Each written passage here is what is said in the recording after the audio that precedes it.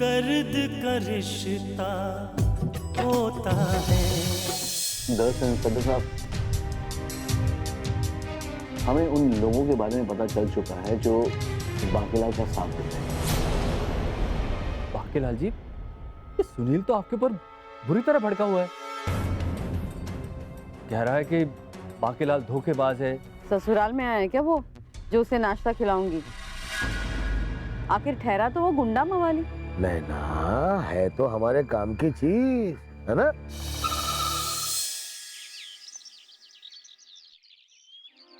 नमस्ते पापा। खुश हो बेटा। कहाँ हो? पापा, गुप्ता जी से मिलने जा रहा हूँ। अंकल की जमानत के लिए हम लोग पूरी कोशिश कर रहे हैं, लेकिन मसला एक ही है कि अंकल ने खुद बयान दिया है। बात तो सही है बेटा, अमरनाथ जी ने यह बयान देकर खुद को कानून के जाल में फंसा लिया। पापा, इंस्पेक्टर को सारी सच्चाई बताई जा चुकी है और गुप्ता जी को लगता है कि इंस्पेक्टर ने इस सच्चाई को समझा भी है। लेकिन बेटा, अगर इंस्पेक्टर सच्चाई जानता है तो फिर वो अमरनाथ जी को मुजरिम बनाकर जेल क्यों भेजना चाहता है? पापा, उसके हाथ भी बंधे हुए हैं। वो सुनी सुनाई बातों पर यकीन तो कर सकता है, लेकिन कानून में रहकर कानून की मर्यादा का पालन करना उसकी मजबूरी है। लेकिन बेटा, सच्चाई जानने के बाद भी पापा, सबूतों के आधार पर कई बार कानून भी मजबूर हो जाता है, लेकिन हमें पूरी उम्मीद है कि इंस्पेक्टर हमारी मदद जरूर करेगा। आज अदालत में अमरनाथ अंकल की पेशी है और गुप्ता जी बता रहे थे कि इंस्पेक्टर ने खुद अमरनाथ अंकल को कुछ बातें समझाई हैं। पापा, ये भी हो सकता है कि आज ही अंकल की जमानत भी हो जाए। और श्रवण कहाँ है? पापा, श्रवण भाई साहब यहाँ आते ही अपने काम में लग चुके हैं। कैसा काम बेटा? पापा, मैंने और श्रवण भाई साहब ने बाकीलाल की सच्चाई को सामने लाने के लिए एक और प्लान बनाया है। श्रवण भाई साहब बाकीलाल के घर में डेरा डाल चुके हैं। पूरी बात मैं आपको बाद में बताऊंगा। पापा, हमारा मकसद एक ही है कि किसी भी तरह बाकीलाल की सच्चाई को सामने लाना और कानून के सामने उसे बेनकाब करना। ठीक है बेटा, मैं तो यहाँ रह के तुम लोगों के लिए प्रार्थना ही कर सकता हूँ कि तुम लोग हर काम में कामयाब हो। जी पापा। अपना ख्याल रखना बेटा। फोन रखता हूँ। जी पापा, नमस्ते। खुश हो बेटा।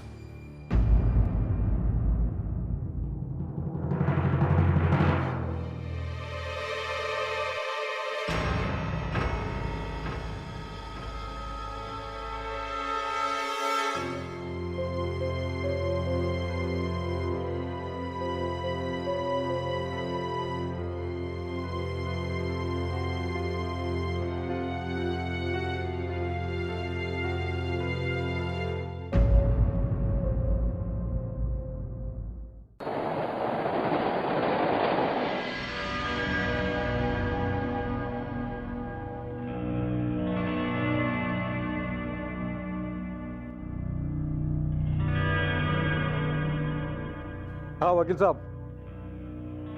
हम आपसे ये कहना चाह रहे थे कि आप लोगों ने तो कुछ किया नहीं वैभव के लिए। हमारे न चाहने के बावजूद भी वैभव आज़ाद हो गया और उसकी गिरफ्तारी के ऊपर रोक लग गई। वकील साहब, अगर ये बात हमारी मर्जी से हुई होती तो बात कुछ और थी।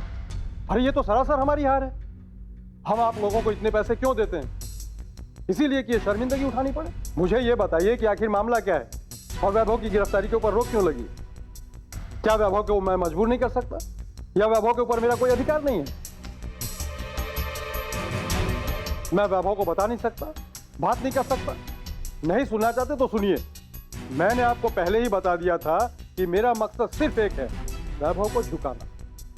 हाँ, वैभव मेरे सामने आकर झुके और मेरे सामने आकर माफी मांगे। आज अगर वो आजाद है तो उसके हौसले बुलंद हैं।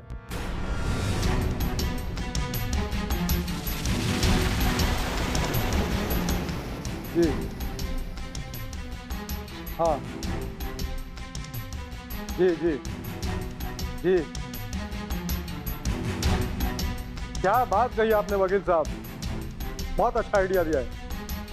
हाँ, मैं आपसे बाद में बात करता हूँ। पापा, मैं आती हूँ। कहाँ जा रही शिखा? मैं वैभव से मिलना चाहती हूँ। मुझे वैभव से मिलना है। पागल हो गई तुम जानती हो कि तुम्हारे वहां जाने से क्या असर होगा उन पर? मेरे वहां जाने से क्या असर होगा ये मुझे मालूम नहीं, लेकिन सिर्फ इतना जानती हूँ कि सुरभि ने जो मुझे कहा है उसका जवाब देने के लिए मुझे वहां जाना ही होगा, क्योंकि इस बात की कोई संभावना नहीं है कि वैभव मेरे पास वापस आए। वैभव यहाँ आएगा शिखा, यहीं आएगा। तुम्हें उसके पास जाकर झुकने की कोई जरूरत नहीं है। तुम्हारा कहना तो यही था ना शिखा कि वैभव को यहाँ आना चाहिए, वैभव को यहाँ घुटने टेकने चाहिए, तो वैभव आएगा। वो यहाँ आएगा और तुम्हारे सामने आकर तुमसे बात करेगा शिखा। आप मुझे तसल्ली देने के लिए ये कह रहे हैं पापा, लेकिन मुझे इस बात की कोई संभावना नजर नहीं आती कि वैभव मेरे पास वापस आएगा। मेरी बात पे यकीन रखो शिखा, तुम्हारे वहां जाने से उनके हौसले बुलंद होंगे और मेरा स्वाभिमान कम। और मैं नहीं चाहता कि तुम वहां जाकर के उनके सामने घुटने टेको। गुस्से में उठाया हुआ कदम अच्छा नहीं। मैं जानता हूं कि तुम इस वक्त अपसेट हो, तुम्हें वहां उनके पास जाने की कोई जरूरत नहीं। वैभव यहीं आएगा, तुम जाओ अंदर जाओ। मेरी बात पे यकीन रखो शिखा, वैभव यहाँ आएगा। मैं अभी उससे फोन पे बात करूँ, तुम जाओ।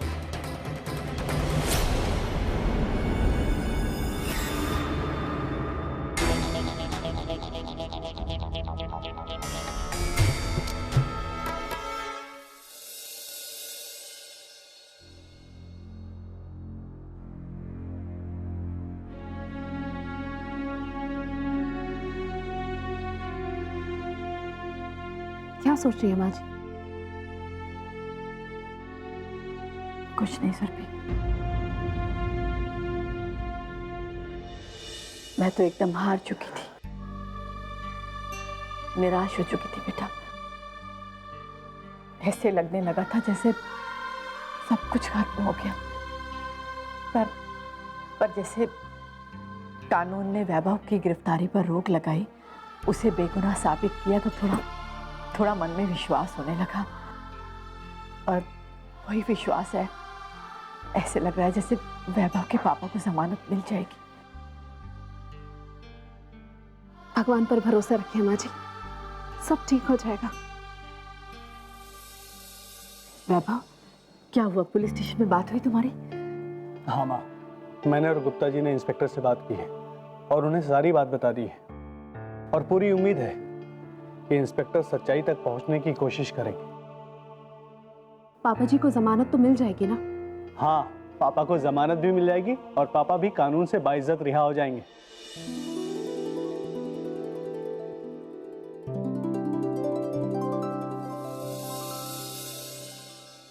क्योंकि इंस्पेक्टर ये बात समझ चुका है कि ये जो साजिशें हुई ना, उसके पीछे किसी और का हाथ नहीं, बाकेलाल का ही हाथ है।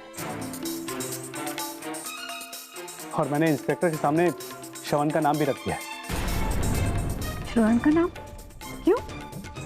माँ, इंस्पेक्टर को ये समझाने के लिए कि बाकेलाल पुलिस को किस तरह धोखा दे रहा है। और हमारे प्लान के मुताबिक श्रवण भाई साहब रहते तो बाकेलाल के घर में ही है ना। और बाकेलाल ये बात पुलिस के सामने कभी स्वीकार नहीं करेगा, क्योंकि उसे फंसने का डर रहेगा ना। और इंस्पेक्टर इस बात की तहकीकात जरूर करेंगे। ये जानने के बावजूद कि श्रवण भाई साहब बाकेलाल के घर में रहते, पुलिस भी सच्चाई जानना चाहती है। और जब पुलिस सच्चाई के पीछे पड़ जाती है तो सच्चाई ज्यादा दिनों तक छिप नहीं सकती माँ। बहुत ही जल्द सच्चाई सबके सामने होगी।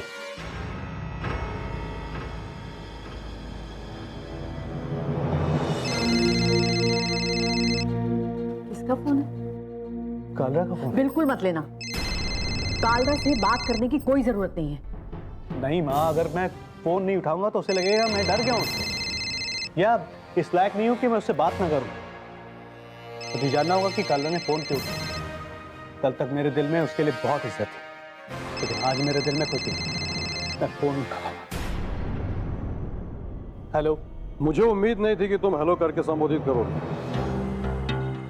मैंने तो ये सोचा था कि तुमने अपना संस्कार नहीं भूले होंगे, क्योंकि संस्कारी लोग लाख मुसीबतों के बावजूद अपने संस्कार नहीं भूलते। कम से कम अभिवादन करके बात शुरू कर सकते थे। इसे अपना अभिवादन ही समझिए आप।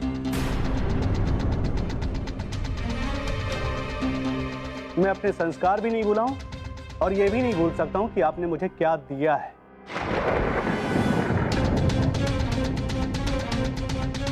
मैं समझ सकता हूँ वैभव, इस रिहाई की वजह से तुम्हारा दिमाग खराब हो गया है। ये क्या कह रहे हैं आप? मैं सही कह रहा हूँ वैभव, इस रिहाई ने तुम्हारा दिमाग खराब कर दिया। और मैं ये भी देखना चाह रहा था कि तुम्हारे होश ठिकाने में है या नहीं। इस रिहाई के बाद से तुमने न जाने क्या सोच लिया अपने आप को। तुम ये सोच रहे हो कि अब तुम कहोगे और हम सुनेंगे, और तुम ठोकर मारोगे और हम खामोश रहेंगे। नहीं वैभव, ये बात तुम्हें दिमाग में अच्छी तरह से गांठ बांध लेनी चाहिए कि शिखा तुमसे आज भी प्यार करती है और तुम आजाद हो तो सिर्फ शिखा की वजह से। अब कौन सी धमकी देने चले हैं आप? कल तक तो मुझे जेल भेजने में कोई कसर नहीं छोड़ी आप लोगों ने, और आज आप ये कह रहे हैं कि मेरी रिहाई की वजह वो शिखा है। वो शिखा जो पुलिस के सामने सच बताने से इनकार करती है।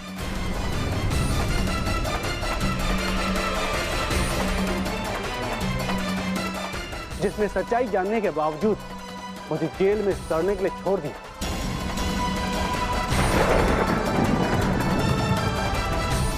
आज उसके प्यार की बात कर रहे हैं मुझसे आप, उसके प्यार का एहसास दिला रहे हैं मुझे आप। हाँ, इसी बात का एहसास दिलाना चाहता हूँ वैभव, तुमसे अच्छी तरह से बात करना चाहता हूँ, लेकिन ये बात तुम्हारे समझ में नहीं आ रही। तुम अगर आज आजाद हो तो सिर्फ शिखा की वजह से। और एक बात का विश्वास दिलाना चाहता हूं कि आज भी अगर शिखा सोच ले तो तुम्हारे लिए वही जगह होगी जेल, और जेल की सलाखें। अच्छा, तो आप मुझे धमकी दे रहे हैं? धमकी नहीं दे रहा हूं, समझा रहा हूं तुम्हें वैभव कि तुम आओ और सामने बैठकर बात करो। मैं तुम्हारा इंतजार कर रहा हूं।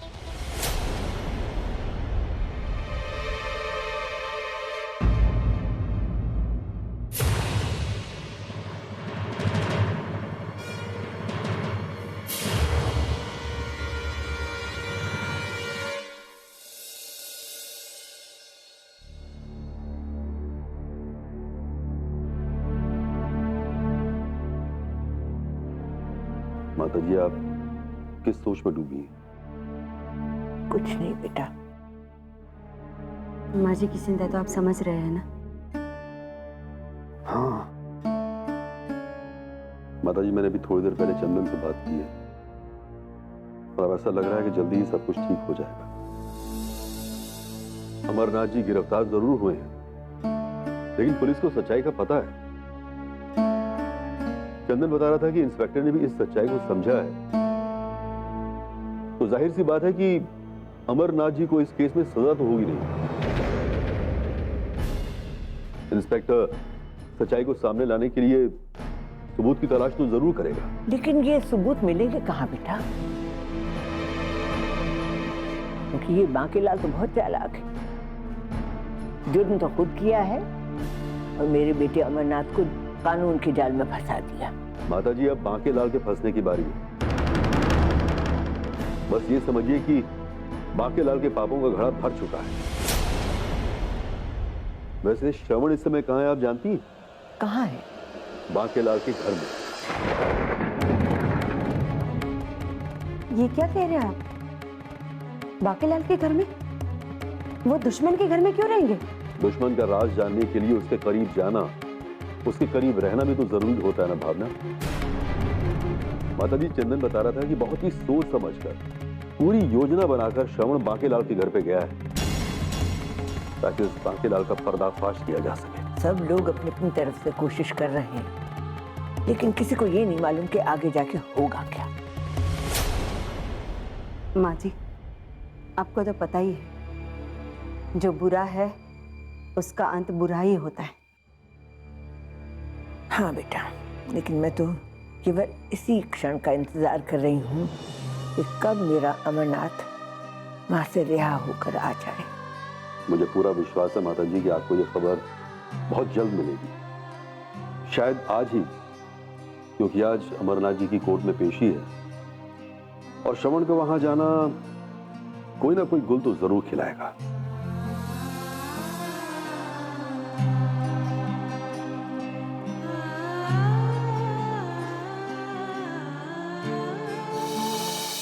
देखिए, आप जो कुछ भी कह रहे हैं वो सही हो सकता है, लेकिन हम कैसे यकीन कर ले कि सुनील आपके पास है? ठीक है, अब मैं आप लोगों को यकीन दिलाता हूँ। दर्द का रिश्ता होता है। अरे आ रहा हूँ, आ रहा हूँ।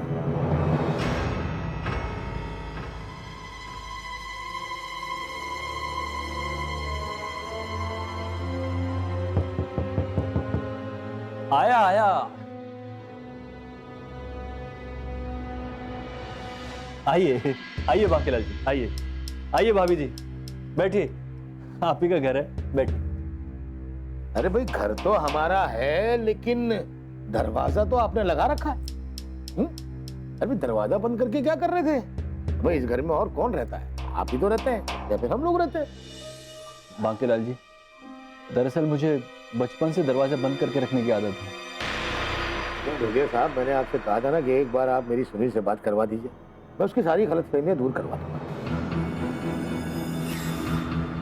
हाँ बाकीलाल जी, अभी अभी उसका फोन आया था। अच्छा, आपने मुझसे कहा था ना कि अगर हो सके तो मैं आपको उससे मिलवा दूं तो आप उसकी सारी नाराजगी दूर कर दोगे। हाँ मैंने कहा था।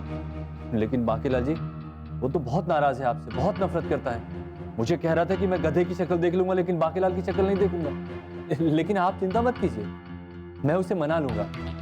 हाँ, लेकिन एक बार सुनील से बात तो करवा दीजिए हमारी। अरे भाभी जी, आप मेरी बात नहीं समझ रही हैं।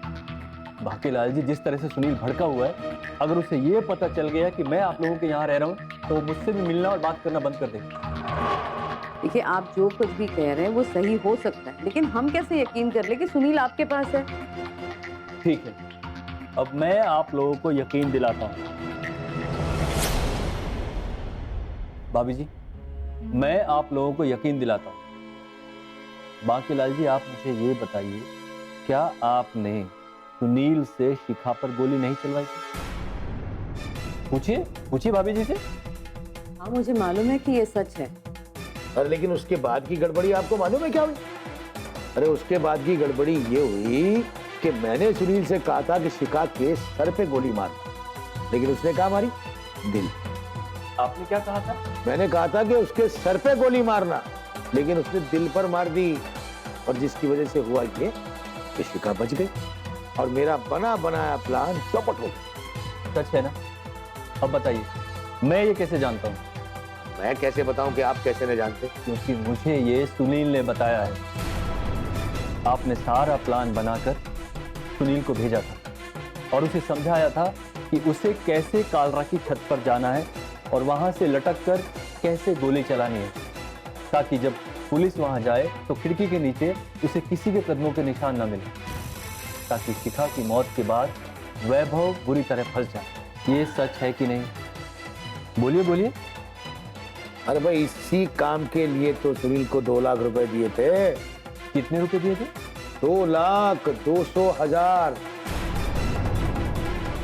और बाकीलाल जी, ये भी सच है कि सुनील को इस काम के लिए रिवॉल्वर भी आपने दिया था। देखा, फिर गलत सवाल कर रहे हैं। अरे वो उस फक्कड़ के पास में था क्या? सुनील को एक अच्छा सा रिवॉल्वर भी खरीद कर दिया था मैंने, ताकि वो इस काम को अंजाम दे सके। अब काम वाम तो हुआ नहीं, ऊपर से मुसीबत खड़ी हो गई, और फिर पुलिस की जो तलवार हम पर लटक रही है उसका क्या? अब डर बस इस बात का है कि अगर पुलिस ने सुनील को पकड़ लिया और सुनील ने मुंह खोल दिया तो फिर गए। बाकीलाल जी, आप बोलिए तो। आप कहेंगे तो सुनील को मैं यूं उड़वा दूंगा और आप लोगों के मन में जो डर है वो भी खत्म हो जाएगा। बात तो एकदम सही कह रहे हैं ढोलिया साहब। सुनील से छुटकारा पाने के लिए उसकी जुबान बंद करना बहुत जरूरी है। बाकीलाल जी, इसमें कौन सी बड़ी बात है? आप कहो तो ये काम आज रात को ही हो जाएगा, लेकिन इस काम की मैं कीमत लूंगा। तो फिर बोलो, क्या लोगे भाई? 10 लाख। क्या?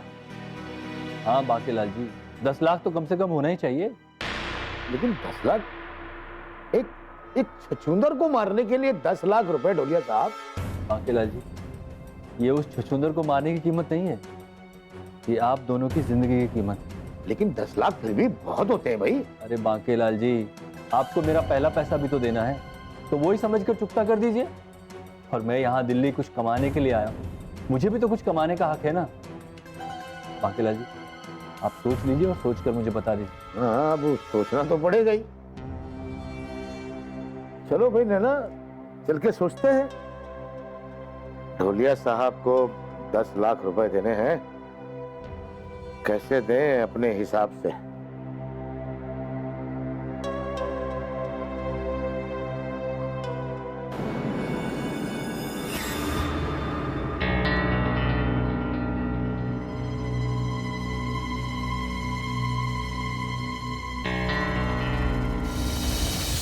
इस देश में कानून का राज चलता है, और अगर काला ने कानून के साथ खेलने की कोशिश की तो उसका भी आखिरी ठिकाना जेल ही होगा। दर्द का रिश्ता होता है।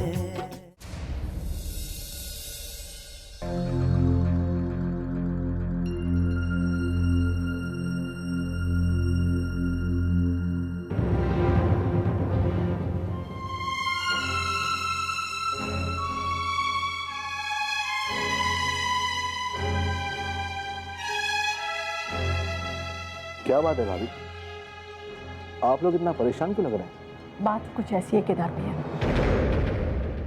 बताइए तो सही, हुआ क्या? कालरा का फिर से फोन आया था और वैभव को धमकी दी उसने। क्या? हाँ, उसने कहा अगर वो चाहे तो वैभव को वहीं जाना होगा जहां से वो आया है, और अगर वो चाहे तो वैभव को फिर से जेल भिजवा सकता है। उसके बाप का राज थोड़ी सरस्वती।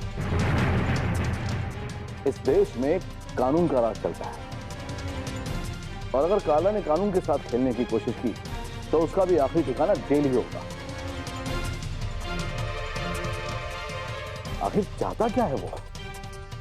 उसने वैभव को जेल में पहुंचाने की कोई कसर नहीं छोड़ी। हाँ, असल बात तो ये है भाभी कि काला अपनी इस हार को पचा नहीं पाया। ठीक है, मैं उससे अभी बात करता हूं। नहीं चाचा, आपको फोन करने की जरूरत नहीं है। उसने सवाल मुझसे किया है तो जवाब भी मैं ही दूंगा। देखो वैभव, अभी बात बढ़ाने की जरूरत नहीं है। बात को बढ़ाने की बात नहीं है माँ, बात को खत्म करने की जरूरत है। कालरा ने मुझे बुलाया है और उसे ठीक जवाब देने के लिए मैं वहां जरूर जाऊंगा। नहीं वैभव, अभी तुम्हें कालरा के घर नहीं जाना चाहिए। पता नहीं उसने क्या सोचकर तुम्हें वहां बुलाया होगा, या फिर पता नहीं उसने फिर कोई नया जाल बिछाया होगा तुम्हारे लिए। आप लोगों को डरने की जरूरत नहीं है चाची। अगर मैं वहां नहीं गया तो वो लोग समझेंगे हम उनसे डर गए। मेरा जाना बहुत जरूरी है चाची। अब तो जो गलतफहमी है उसे दूर करना बहुत जरूरी है। शिखा ने भी पूर्वी को फोन किया था। हाँ बेटा, पता नहीं शिखा के और कालरा के मन में क्या है। बांकेलाल जी,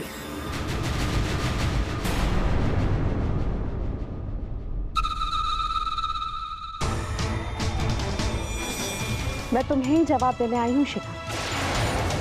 फोन पर न जाने कैसे अनाप शनाप दावे करती थी तुम। आज उन्हीं दावों का सच दिखाने आई हूँ तुम्हें। अपने पति को साथ में लेकर आई और इन्हें साथ में लेकर जाऊंगी भी।